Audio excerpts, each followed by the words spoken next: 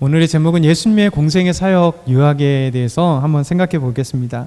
예수님께서 이 공생애라 하는 것은 공적인 생애입니다. 그러니까 구원 사역의 그 구원 사역을 3년 동안을 공생애 사역이라 이렇게 공생애라 얘기합니다. 오늘 첫 번째 생각해 볼 건요. 예수님께서 갈릴리를 중심으로 공생애 사역을 하셨어요. 이것이 갈릴리가 가장 3년 사역의 가장 핵심이고, 그리고 3년 동안 대부분의 시간들을 이 갈릴리 지역에서 행하셨습니다. 그리고 마지막 일주일을 예루살렘에서 행하신, 그러니까 3년의 모든 시간들을 거의 갈릴리 지방을 중심으로 하셨습니다. 이 한번 그 지도를 한번 볼까요?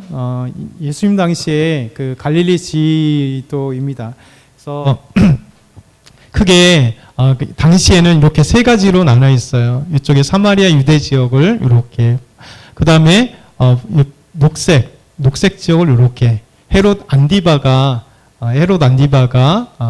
헤롯 대왕의 아들 헤롯 안디바가 이제 다스리는 관할 지도, 그 헤롯 안디바의 동생 헤롯 빌립이 다스리는 영지, 이렇게 세 곳으로 당시에 나눠져 있습니다. 그래서 유대 사마리아 지역과 그리고 갈릴리와 베레아 지역의 헤롯 안디바라고 하는 헤롯의 아들, 그리고 헤롯 빌립이 영지가 있어요. 그래서 예수님께서는 특별히 이 갈릴리 지역, 이렇게 파랗게 녹색으로 있는 지역이 헤롯 안디바, 안티파스라고 하는데요. 헤롯 안디바가 이렇게 관할하고 있는 지역에서 대부분 다 했습니다.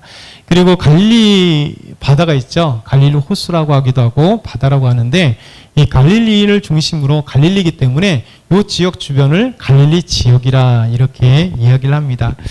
그래서 예수님께서 이제 공생의 사역을 시작할 때 나사렛, 베들레헴에서 태어났지만 어렸을 때부터 그의 어머니, 그의 아버지의 고향이었던 나사렛에서 자라셨습니다. 그리고 공생의 시작을 할 때 나사렛을 떠나서 이제 가버나움이라고 하는 그 갈릴리 북쪽에 있는 도시로 가셨고, 그 도시를 중심으로 해서 이제 주변에 북쪽에서 가장 많이 예수님께서 사역을 하셨습니다. 그래서 예수님께서 나사렛에서 떠나 그리고 갈릴리로 가신 이 내용들이 우리가 공생의 사역의 시작이라고 생각합니다. 그럼 여러분에게 한번 질문할게요. 퀴즈 하나 낼게요. 예수님의 공생의 사역, 예수님이 우리를 구원하시기 위한 공생의 사역의 시작은 예수님께서 몇 살 때 하셨을까요? 자, 다 아는 말씀이죠? 너무 쉬운 우리 주일학교 퀴즈 같은, 자, 속으로 이렇게 손 들고 속으로 대답해 보시죠. 몇 살? 3살인가요? 30세부터. 이게 이제 누가복음 3장 23절에 넘겨보면 이 내용 때문에 알게 됩니다. 잠깐 넘겨보시고요. 같이 읽겠습니다. 예수께서 가르치심을 시작할 때에 30세쯤 되시니라. 예수님께서 가르치기 시작할 때, 천국복음을 전거할 때, 예수님의 공적 사역, 공생애를 시작하실 때가 30세쯤 되었더라. 그러니까 30살 때에 예수님께서 공적 사역을 시작하셨습니다. 그러면 다시 한번 퀴즈를 낼게요. 그럼 예수님께서 이 공생애를 이제 몇 년 사역하셨을까요? 자, 1번 1년, 2번 2년, 3번 3년. 자, 몇 년이요? 예, 3년. 30세 때 또 3년 동안, 그러니까 33살 때 예수님께서 죽으신 거죠. 이것을 어떻게 할 수 있냐면 신약 성경에 예수님께서 3년 동안 사역한다는 말이 없습니다. 그런데 예수님께서 어떻게 30세쯤 이제 공생의 사역을, 복음 사역을 시작했다는 것은 누가복음에 나오기 때문에 30살은 아는데, 왜 예수님께서 3년 사역을 하셨을까? 33살 때 돌아가셨다 이렇게 얘기를 하실까? 그 이야기는요, 이 유월절 때문에 알 수 있습니다. 유월절은 1년에 한 번이잖아요. 출애굽한 날. 그렇기 때문에 이 유월절에 예수님께서 공생애를 시작하실 때부터 십자가에 죽고 부활하실 때까지, 그리고 승천하실 때까지 예수님께서 3번의 유월절을 지키십니다. 3번의 유월절이 성경에 나와요. 이게 이제 특별히 요한복음, 다른 복음서도 있지만 요한복음 보게 되면 예수님께서 처음 사역하실 때 요한복음 2장 11절에 17절 보면 예수님께서 가나 혼인잔치에서 물로 포도주를 만든 사건이 예수님의 첫 번째 표적입니다. 그러니까 예수님 공생애에 사역하실 때 예수님이 기적을 베푸신 첫 번째 기적이에요. 이 가나 혼인잔치에서 있었던 물로 포도주를 만드는 사건 뒤 이후에 첫 번째 유월절이 나옵니다. 유대인의 유월절이 가까운지라. 그리고 예수님께서 이 유월절 때 예루살렘으로 가세요. 제자들과 함께. 그리고 예루살렘에 가서 예루살렘의 성전에 들어갔을 때 이곳에 소와 양, 비둘기 파는 자들이 있었고 환전상들이 있었잖아요. 성전을 더럽히는 자들에 대해서 이 성전 정화 사건이라고 하잖아요. 예수님께서 그 모습을 보면서 분노하신 거죠. 저 하나님 앞에 하나님의 집, 기도하는 집이었던 이 하나님의 성소를 갖다가 돈 버는 장소, 그리고 정말 이 더러운 쓰레기 같은 이 인간의 탐욕을 채우는 장소로 만들었기 때문에 예수님께서 그들에게 상을 뒤엎고 비둘기 파는 자들, 또 소, 양 파는 자들을 다 쫓아내신 이 사건이 있었어요. 예수님의 첫 번째 유월절이었습니다. 그래서 이제 1년을 얘기하는 거죠. 두 번째 한번 넘겨보면 두 번째 예수님께서 사역을 언제 나오시냐면 6월절 가까울 때, 그때 이때 디베레 갈릴리 바다 건너편에서 수많은 사람들이 따라옵니다. 그리고 마침 유대인의 명절인 6월절이 가까운지라, 이 6월절 때 이 예수님이 따라오신 분들, 하나님의 말씀을 가르치다 보니까 이들에게 있어서 시간이 지나고 배고프셨을 때 예수님께서 물고기 2마리와 보리떡 5개로 남자만 5,000명이 먹고 남는 12광줄이 남기는 이 오병이어 사건의 기적이 나옵니다. 이때 두 번째 유월절이 되는 거예요. 그리고 세 번째 유월절은 언제냐면 우리가 잘 아는 것처럼 마지막으로 예수님께서 예루살렘으로 가셔서 일주일 동안 예루살렘에 계시면서, 그리고 그 사역 속에 이제 마지막 고난의 시간, 십자가의 죽으심, 부활의 사건이 있는 그 마지막 일주일, 고난의 일주일, 부활의 일주일, 이 시간이 바로 마지막 유월절 때 일어난 사건이에요. 그래서 예수님께서 3년 동안 이 복음사역, 공생애를 사역했다는 것이 이 유월절 때문에 알 수 있는 겁니다. 예수님께 첫 번째 사역할 때 가나 혼인잔치 있을 그때 유월절이 있었고, 그리고 또 한참 사역 중에 두 번째 유월절은 이렇게 오병이어의 기적 있을 때, 그리고 마지막으로 예수님께서 십자가에 죽으시고 부활하시는 그때, 바로 이때가 바로 유월절이었기 때문에 예수님께서 30세쯤 이제 공생의 시작을 하셨고, 그리고 3년 동안 예수님께서 이 공생의 사역을 하셨다는 사실을 우리에게 보여주고 있는 겁니다. 그래서 이 놀라운 사건들을 우리에게 보여주고 있는 것이에요. 예수님께서는 이렇게 이 3년 공생의 사역을 통해서 우리에게 하신 것이 두 번째 무엇일까? 같이 한번 읽어볼게요. 시작. 예수님은 회당에서 가르치셨습니다. 공생애 동안 예수님께서 가르치시는 사역을 했었습니다. 여러 곳에서 하나님의 말씀을 가르치셨는데 특별히 회당에서도 많이 가르치셨어요. 이 회당은 어떤 곳이냐면 지금 보여지는 이 사진은 이제 갈릴리 북쪽, 지금 예수님께서 갈릴리 북쪽으로 가셔서 가장 중심이 되는 본동네라고 불릴 만한 제2의 고향이라고 할 만한 이 가버나움의 동네에 그곳에 남겨준 회당입니다. 가장 유명한 회당이에요. 이 가버나움 회당의 모습을 보여주는 겁니다. 이 가버나움에서 예수님께서 특별히 중심으로 해서 갈릴리 북쪽 주변을 통해서 천국 복음에 증거하고 하나님의 말씀을 가르치시고, 그리고 공생의 사역들을 대부분의 3년의 시간들을 이곳 중심으로 하셨습니다.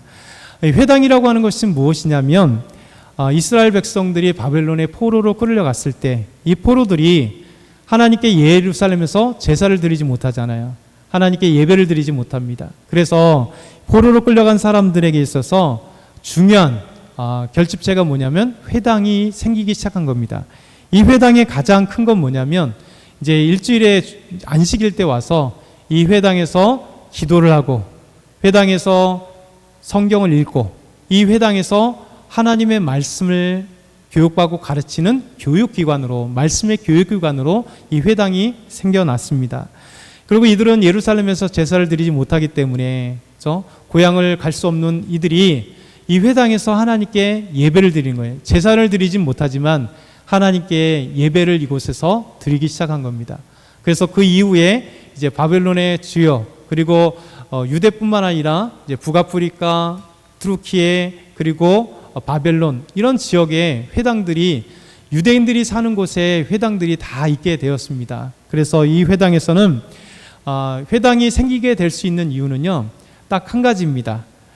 회당은 건물이 될 수도 있고 그냥 모임도 될 수가 있어요. 근데 회당이 생기고 회당을 설립할 수 있는 조건이 하나 있습니다. 그 조건은 뭐냐면 유대인 남자 10명 있어야 돼요. 9명도 안 됩니다. 유대인 남자 10명 있어야 돼요. 근데 문제는 뭐냐면 유대인 여자 10명 있으면 안 됩니다. 유대인 여자 1000명 있어도 안 됩니다. 유대인 여자 10,000명 있어도 안 됩니다. 여자는 숫자에 안 들어가요. 유대인 남자 10명. 그래서 유대인 남자 10명이 되었을 때 회당을 만들 수 있고 회당 기능이 됩니다. 그래서 이곳에 여자가 10,000명이 됐든 1,000명이 됐든 상관없고 유대인 남자 10명이 생겼을 때 이제 10명 이후에는 상관이 없습니다. 회당을 만들 수 있는 기준이 뭐냐면 유대인 남자 10명. 그래서 회당이 생겼을 때 그곳에서 기도하고 하나님의 말씀을 교육하고 그곳에서 예배를 드리고 그곳에서 매주마다 가서 이제 성경을 읽을 때 성경을 듣는 거예요. 그러니까 유대의 이 회당은 중심이 누구냐면 예루살렘 성전은 성전이기 때문에 제사를 드리잖아요. 이 제사의 기능은 레위인들 그리고 레위인들 중에 제사장들이 유대 예루살렘 성전의 중심은 제사장들입니다. 그래서 하나님께 제사를 드리기 위해서 예물을 가지고 가서 하나님께 제사를 드릴 때 제사장들이 그 모든 제사의 기능들을 다 감당하잖아요. 근데 이 회당은 예루살렘에 있는 것이 아니기 때문에 제사를 드리는 곳이 아니기 때문에 여기는 레위인들 제사장들의 기능이 없어요. 그러면 누가 중요한 기능을 담당할까요? 서기관이라는 사람들이 담당하는 거예요. 이 서기관들은 뭐냐면 하나님의 말씀을 이제 필사하는 사람들입니다. 하나님의 말씀을 이렇게 기록하는 사람들이에요. 지금처럼 우리가 인쇄가 가능한 때가 아니기 때문에 하나님의 말씀을 손으로 다 기록해야 돼요. 그렇죠? 우리나라 예전에 다 이렇게 필사하잖아요. 목판이나 활자가 없었을 때 손으로 하는 것처럼 요즘도 손으로 하죠. 성경을 이제 필사하시는 분들이 있잖아요. 어쨌든 간에 성경을 필사하는 그 기능을 그 직무를 감당하는 사람들이 서기관들입니다. 그러니까 서기관들은 유대 사람들에게 가장 존경받는 분들이에요. 왜냐하면 아무나 성경을 다가갈 수도 없고 성경을 이렇게 만질 수 있는 사람이 없습니다. 성경은 너무 귀했기 때문에 하나님의 말씀 안에서 이 말씀을 기록하는 서기관들은 그만큼 정죄된 사람들이고 택함받은 사람들이고 서기관들은 자기들이 서기관이라고 하는 것이 가장 하나님의 말씀을 기록하는 이 말씀의 직분자라고 하는 이 자부심이 대단했던 사람들이에요. 그래서 회당에서는 누가 하나님의 말씀을 읽고 하나님의 말씀을 가르치냐면 서기관들입니다. 그래서 유대 곳곳에 이제 회당들이 있었는데 이 회당의 중심에서 예수님이 가르치시니까 놀라운 일이 벌어진 거예요. 지금까지 회당의 가장 중심은 서기관들인데 서기관들이 가르치시는 하나님의 말씀과 예수님께서 말씀하시는 그 말씀이 너무 달랐던 거예요. 그래서 마태복음 7장 28절 29절은 이렇게 말씀합니다. 같이 읽어보겠습니다. 예수께서 이 말씀을 마치심에 무리들이 그의 가르치심에 놀라니 이는 그 가르치시는 것이 공의 있는 자와 같고 그들의 서기관들과 같지 아니함일러라. 아멘. 이 말씀이 그 이유 때문이었습니다. 이 회당은 서기관들의 중심이고 서기관들이 하나님의 말씀을 가르치시고 매 안식일마다 예배 오신 사람들, 그 사람들에게 성경을 읽어주는 사람들이 서기관들이거든요. 근데 이 서기관들이 지금까지 말씀이 중심이 되고 그들이 권위가 있고 그들이 말씀을 가르쳤는데 예수님께서 회당에 가르치실 때 여러분 예수님의 말씀을 가르치시는 그 권위가 서기관들과 같지 않았다는 거예요. 듣는 사람들이 놀라워했다는 거죠. 사실 우리는 다 이유를 알고 있습니다. 이들은 아직 몰랐어요. 그 이유가 뭡니까? 예수님은 하나님의 아들이시잖아요. 하나님의 말씀을 전하셨던, 더 나아가서 하나님이신 그분이 직접 하나님이신 예수님께서, 하나님의 아들이신 예수님께서 이 땅에 인간으로 오셔서 말씀을 가르치시니 당연히 권위가 있는 거죠. 이 놀라운 권위 때문에 하나님의 말씀을 듣는 청중들이 놀라운 거예요. 서기관들과 같지 않네? 지금까지 서기관들이 말씀을 전하고 필사하는 이들이 말씀에 권위가 있는지 알았더니 예수님과 비교할 수 없이 예수님이 엄청난 권위가 있구나 라고 하는 것이죠. 그래서 예수님께서는 이 회당뿐만 아니라 우리에게 공생의 사역에 가장 중요한 것은 예수님께서 하나님의 말씀을 가르치시는 것이 공생의 사역의 가장 중요한 말씀이에요. 공생의 사역 배역은 갈릴리 지방 그 중심으로 3년 동안 그 지역을 중심으로 활동하셨다 그랬어요.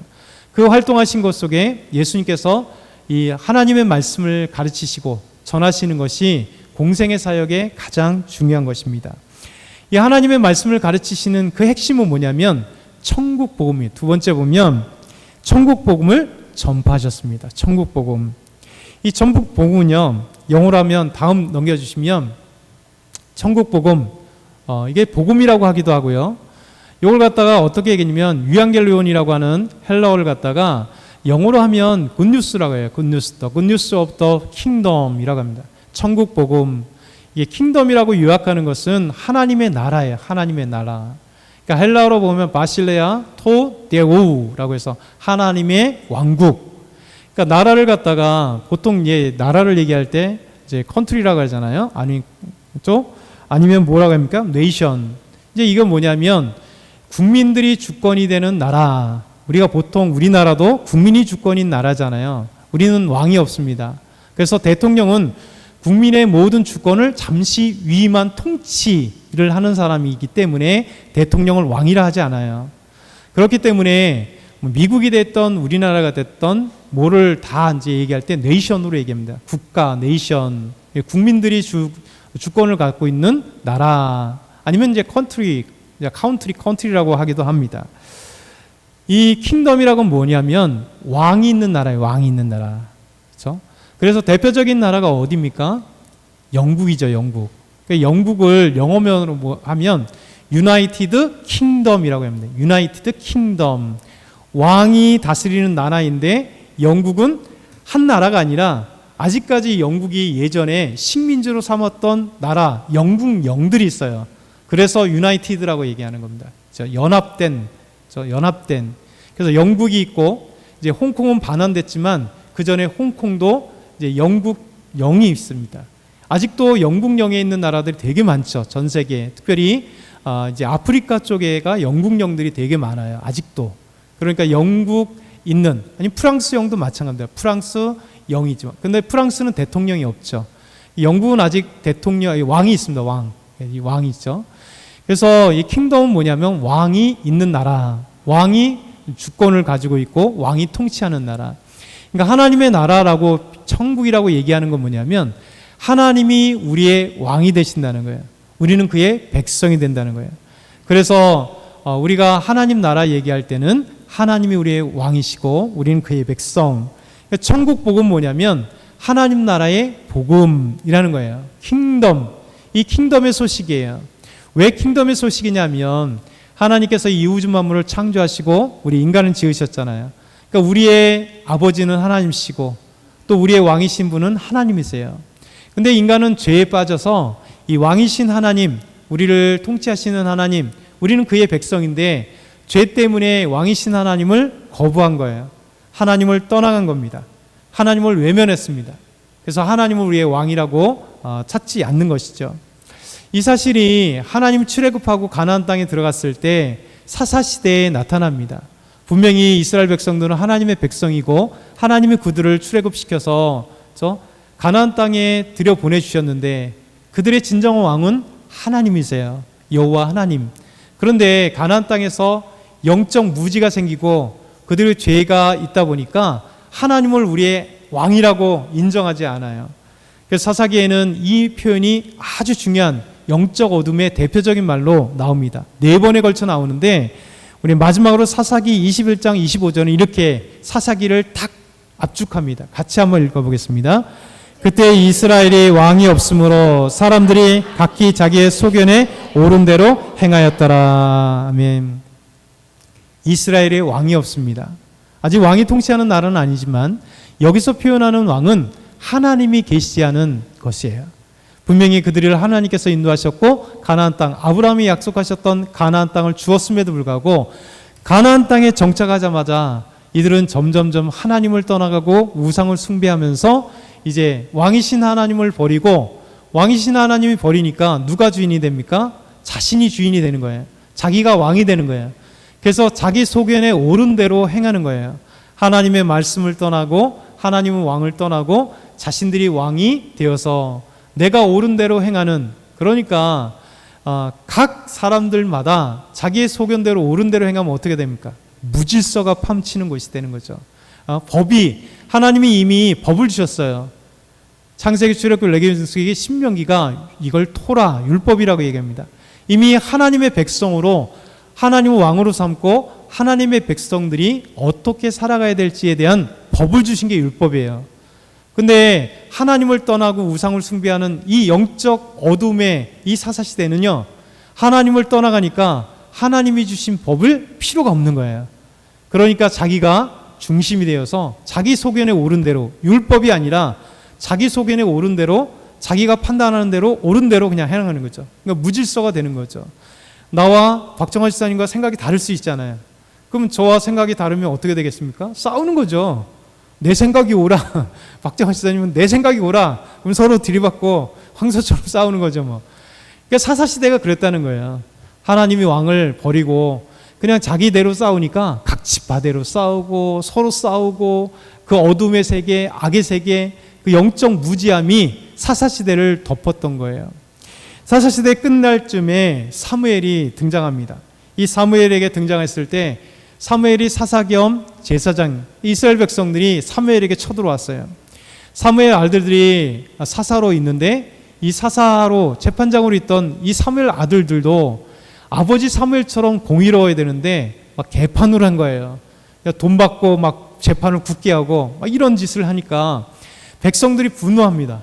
그리고 사무엘에게 찾아와서 얘기합니다. 한번 읽어볼게요. 사무엘상 8장 5절에서 6절 시작. 당신은 늙고 당신의 아들들은 당신의 행위를 따르지 아니하니 모든 나라와 같이 우리에게 왕을 세워 우리를 다스리게 하소서 한지라. 우리에게 왕을 주어 우리를 다스리게 하라. 이스라엘 백성들이 사무엘에게 찾아왔습니다. 아직 왕정이 아니기 때문에 사무엘이여, 당신의 아들들은 지금 타락했습니다. 당신과 같이 공의대로 행하지 않습니다. 이웃 나라들처럼 우리에게 왕을 주십시오. 왕을 세워주십시오. 이 얘기는 뭐냐면 왕이신 하나님 버렸으니 이제 사람이 우리를 통치하는 그런 왕정국가가 되고 싶습니다 라고 하는 인간의 이 사악함이 사무엘에게 와서 다가왔어요. 그때 하나님께서 사무엘에게 이런 말씀을 하십니다. 사무엘하 8장 7절 그 다음에 보면 여호와께서 사무엘에게 이르시되 백성이 내게 한 말을 다 들으라. 이는 그들이 너를 버림이 아니요 나를 버려 자기들이 왕이 되지 못하게 함이니라. 그렇죠? 여호와 하나님께 직접 말씀하신 거예요. 사사시대에 이스라엘 왕이 없으므로 자기의 소견에 옳은 대로 행했던 것이 이런 사람의 왕의 왕정체제가 아니라 여호와 하나님께서 우리의 왕이신데 하나님을 왕으로 인정하지 않고 자기가 왕 되어서 스스로 판단하다가 안 되니까 서로 싸우고 영적 어둠이 있으니까 사무엘에게 찾아와서 이웃 나라에는 사람이 다스리는 왕이 있잖아요. 우리도 그런 인간이 다스리는 나라가 되고 싶습니다. 이런 거죠. 그러니까 하나님이 다스리는 나라 필요 없습니다. 이죠. 하나님이 왕이 되는 것 필요 없습니다. 우리는 왕이 인간이 되었으면 좋겠습니다. 우리 중에 택해 주십시오라는 거예요. 하나님 말씀하십니다. 이것은 너를 버린 게 아니라 나를 왕으로 삼지 않고 이스라엘 백성들이 나를 버렸다. 이 말씀을 하신 겁니다. 여러분, 하나님 나라를 선포하신 이유는, 예수님이 다시 하나님 나라를 선포하신 이유는 여기 있어요. 이스라엘 백성들이 죄에 빠져서 하나님을 왕으로 삼기를 거부하고 하나님의 말씀을 따르기를 거부하고 순종하기를 거부하는 역사가 이스라엘 역사 1000년의 역사였습니다. 사사 이후에 다윗부터 시작해서 예수님 오기 전까지 1000년의 시간 동안이에요. 이 1000년의 시간 동안 끊임없이 우상 숭배와 하나님을 떠나 죄악을 범하고 선지자를 통해서 하나님께 왔지만 다시 또 죄악을 통해서 버리고, 그래서 아수르와 바벨론에서 멸망당하고 하나님 은혜로 다시 되돌아왔지만 그들은 다시 하나님을 떠나 하나님 왕 삼기를 거부하고, 그리고 그들은 불순종했어요. 그래서 그 뒤에 역사들을 통해서 그들은 이들의 역사가 계속됐을 때 예수님께서 하나님 약속대로 이 땅에 메시아로, 곧 그리스도로 이 땅에 오셔서 선포하신 게 뭐냐면 하나님이 왕이시다라는 거예요. 이게 하나님 나라의 선포예요. 다시 하나님이 다스리시고 하나님이 우리의 왕이 되시고 우리는 하나님의 말씀에 순종하는 하나님의 백성이 되어야 된다. 이게 바로 예수님께서 하나님 나라를 선포하시는 이유예요. 하나님을 떠났기 때문에, 왕으로 떠났기 때문에 하나님의 백성을 다시 하나님을 섬기는 하나님의 백성들 되게 하시는, 이게 예수님의 공생의 사역에 가르치시는 중요한 말씀이에요. 왜 하나님 말씀 가르치셨을까요? 하나님의 말씀을 무지했기 때문에, 하나님이 누구신지 모르고 하나님이 왕이신 것을 거부하고 하나님의 말씀에 불순종하여 삶을 살기 때문에 다시 하나님의 말씀을 가르치는 거죠. 여러분, 우리가 하나님의 말씀을 배우지 않으면 지금도 내 생각대로 하는 그리스도인 되게 많습니다. 교회는 다녀요. 그런데 교회 다니긴 다니는데 여러분 잘 생각해보면 여러분이 또 저도 마찬가지예요. 하나님의 말씀에 순종하여 살아가는 것이 얼마나 될까요? 거의 일상을 보면 우리가 태어나면서 자연스럽게 습득한 지식들, 학교 다니면서 태어나면서 습득한 지식들, 그리고 부모님에게 자연스럽게 가지고 있는 이제 문화와 전통과 어떤 교훈들, 그 세상 살아가면서 사람들과의 관계 속에서 묻어나오는 이런 어떤 자연스럽게 한국 사회에서 태어나면서 유교적이든 불교적이든 뭐 샤머니즘이든 아니면 그냥 지식이든 아니면 뭔가 이런 것들이 사실 우리의 판단과 기준과 또 생활하는 모든 것의 대부분일 거예요. 왜냐하면 하나님 말씀을 모르기 때문에 그래요. 내가 어떻게 그리스도인이 살아갈 것인가 모르기 때문에 그래요. 오늘 이제 말씀을 다음 말씀에 사실 하려고 했다가 너무 시간이 좀 촉박해서 이 내용을 다음에 한번 해볼 거예요. 요즘에 참 심각한 사회가 됐잖아요. 새벽 예배 때는 종종 말씀을 드린 것 같아요. 요 몇 년 더더군다나 무속이 판치는 시대가 되었어요. 너무나 무속이 많고 모든 것들이 귀신 아니면 무속 이런 것들이 전 한국 사회를 뒤집은 것 같아요. 요즘에 아이들이 좋아하는 그렇죠? 되게 유명한 넷플릭스에서 하는 만화가 있습니다. 만화 영화가 전 세계를 뒤흔든 그렇죠? K-팝 데몬 헌터스 그렇죠?